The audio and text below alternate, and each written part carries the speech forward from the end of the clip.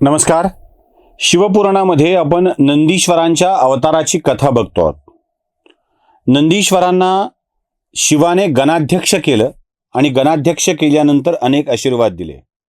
आशीर्वाद कोणकोणते दिले मी तुम्हाला मागच्या भागात म्हटलं होतं की मी तुम्हाला नंतर सांगणार आहे आणि या भागात ते सांगणार आहे. तो आशीर्वाद खूप महत्त्वाचा आहे. पुढे नंदीश्वराचा विवाहही होतो आहे. ही कथा जाणून घेण्यापूर्वी मला तुमच्यासमोर काही माहिती मांडून द्यायची आहे. माहिती यासाठी मांडायची आहे, आपण हे डिवाइन चॅनल चालवतो, त्यावर अशा कथा सांगतो की आमच्या धर्मातील कथा, आमच्या धर्मातील पुराणं ही व्रथा नाही आहेत. हा आमच्यातला विश्वास दृढ करणारी गोष्ट या कथांच्या श्रवणाने मिळते.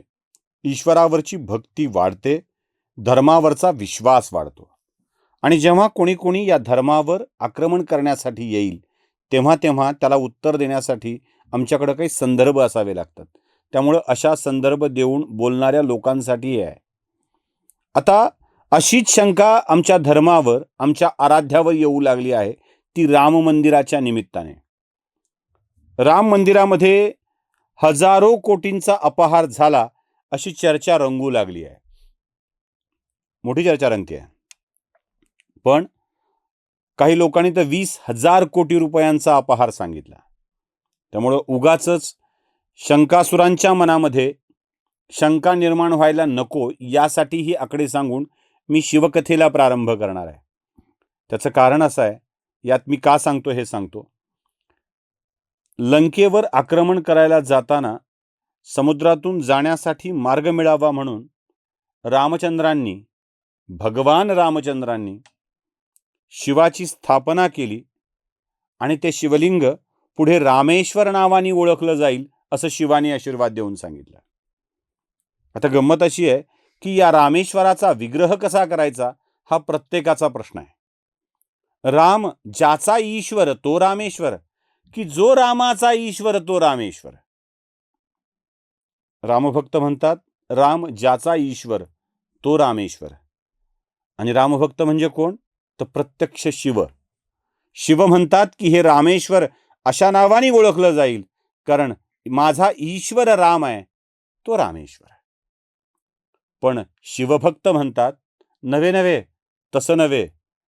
शिवभक्तांचं म्हणणं आहे जो रामाचा ईश्वर आहे तो रामेश्वर, म्हणजे शिव रामाचे ईश्वर आहेत म्हणून ते रामेश्वर. आणि हा शिवभक्त कोण आहे माहित आहे? तो शिवभक्त म्हणजे राम. राम आणि शिव यांच्यामध्ये कोण एकमेकाचं भक्त आहे यावर स्पर्धा आहे.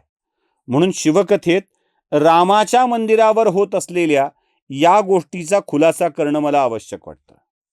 राम मंदिर देणगी गोळा करायला सुरुवात केल्यापासून आत्तापर्यंत, म्हणजे काल परवापर्यंत, यात 3,264 करोड रुपये जमा झाले होते.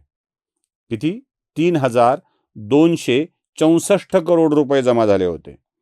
आत्तापर्यंत दिलेली रक्कम म्हणजे निर्माण कार्य, बांधकाम कार्य, अन्य कार्य, वेतन यावर खर्च झालेली रक्कम आहे 2,370 करोड रुपये.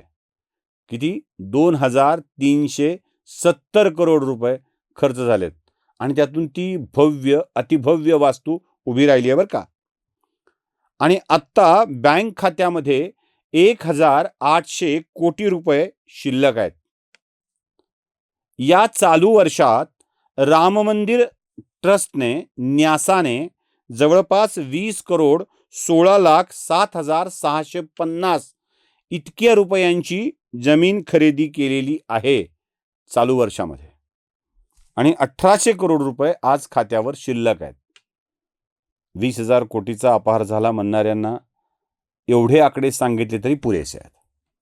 म्हणजे फारसं काय बोलण्याची गरज उरत नाही. जे आकडे ट्रस्टच्या वतीनं अधिकृतरित्या सांगण्यात आलेले आहेत. त्यामुळं जो रामाचा भक्त आहे आणि ईश्वर पण आहे तो शिव या आकडे ऐकून आपल्या भक्तांवर नक्कीच प्रसन्न होईल. कारण रामावर शिवाचं प्रचंड प्रेम आहे आणि तेच प्रेम घेऊन शिव पुढे जात आहेत. आकडे सांगून संपले. आता मी शिवकथेवरती येतो. शिवकथेचा कालचा भाग आपला थांबला होता. नंदीच्या वर प्रसन्न होऊन शिवाने पार्वतीने वेगवेगळे आशीर्वाद दिले. या नंदीचा विवाह करण्याचं निश्चित केलंय. शिवदरबारातील गणांच्या पैकी एक असलेली मरुतांची कन्या, मरुतगण जे आहेत त्यातल्या मरुतांची कन्या सुयशा, तिचं नाव सुयशा आहे. नंदी शिवाचा अवतार आहे. मरुतगणांची कन्या सुयशा आहे आणि या सुयशासोबत नंदीचा विवाह करण्यात आला. दोघांनी एकमेकाला वरमाला घातल्यानंतर ते शिव आणि पार्वतीच्या समोर नतमस्तक झालेले आहेत. दोघांनी आपल्या माता पित्याला वंदन करून आशीर्वाद मागितले. पार्वतीने तर भरभरून आशीर्वाद दिले. तू गणाध्यक्ष म्हणून राहशील. माझा पुत्र गजानन, मी आणि शिव तुझ्यावर सदैव कृपेची बरसात करत राहतील. तुला कधीही वृद्धापकाळ येणार नाही. सदैव अमर असशील, चिरंजीव होऊन असशील. हे आशीर्वाद पार्वती देते. खरं तर शिवाने मागच्या भागात आपण बघितलं की पार्वतीला विचारलं होतं, मी गणाध्यक्ष करणार आहे नंदीला, तुला चालेल का? तेव्हा माता पार्वती म्हणाल्या होत्या की हा माझा पुत्रच आहे ना, तुमचा पुत्र, तुमचा अंश म्हणजे माझाच आहे आणि त्यामुळं त्याला दिल्या गेल्याचा आनंद माझ्या मनामध्ये आहे. त्यामुळं पार्वतीनेही भरभरून आशीर्वाद नंदीश्वराला दिलेले आहेत. आता या सगळ्याच्या मध्ये एक आशीर्वाद शिव त्याला देत आहेत आणि हा आशीर्वाद खूप महत्वाचा आहे बरं का. ईश्वर आपल्या भक्ताला आशीर्वाद कसा देतो ते बघा. शिवानी नंदीला आशीर्वाद दिलाय, हे नंदी, तुझ्यावर माझी कृपा तर अखंड होत राहीलच. अजर अमर अजेय बनशील. तुला युद्धात लोकांना पराभूत करणं कठीण असेल. तू सदैव माझ्याच ठाई लीन होऊन राहशील. तुला मी कधीही अंतर देणार नाही. आणि पुढचं वाक्य खूप शिवांचं महत्वाचं आहे, जे शिवपुराणात उल्लेखित आहे. तू जिथे असशील तिथे मी असेन. हा आशीर्वाद साधा नाही आहे, साधा नाही आहे.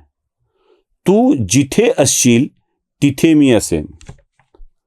साधारणतः दिव्य मोठी शक्ती आशीर्वाद काय देतील? तू सदैव माझ्या जवळ असशील.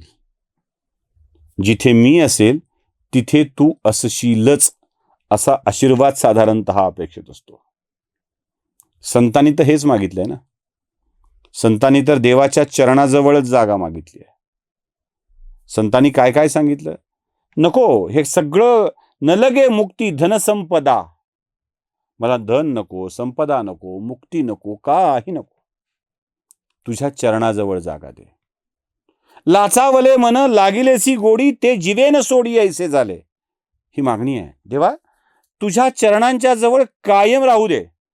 तू जिथे असशील ना देवा, काय बघा, देवा तू जिथे असशील ना तिथे मला राहू दे.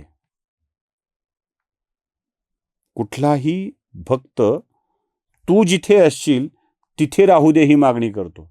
इथे देव नंदीला सांगतोय, हे नंदी, जिथे तू असशील तिथे मी असेनच.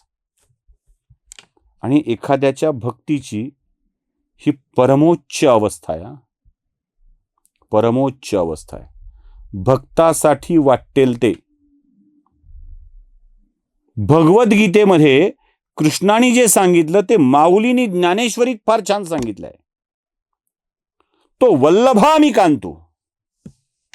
भक्त खरा असेल ना तर तो वल्लभ म्हणजे पती झाला आणि मी कांता व्हायला तयार आहे, मी बायको व्हायला तयार आहे. तू म्हणशील तसं रे. तू जिथे असशील तिथे, तुला जसा हवाय तसा.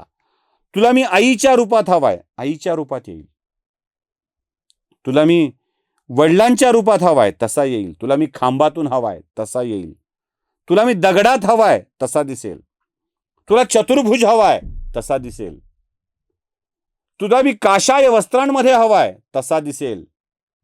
राम आएंगे, राम आएंगे अशी वाट बघत बसणाऱ्या शबरीला काशाय वस्त्रधारी कोदंडधारी राम दिसले हो. तिची मागणी तशी होती. अहिल्या शिळा राघवे मुक्त केली असं म्हणताना तिच्यासाठी राम तिथे गेले हो. अहिल्याला जडवत झालेल्या अहिल्याला मोकळं करताना, गौतम ऋषीच्या शापातून मुक्त करताना राम तिला हवे तसे दिसले हो.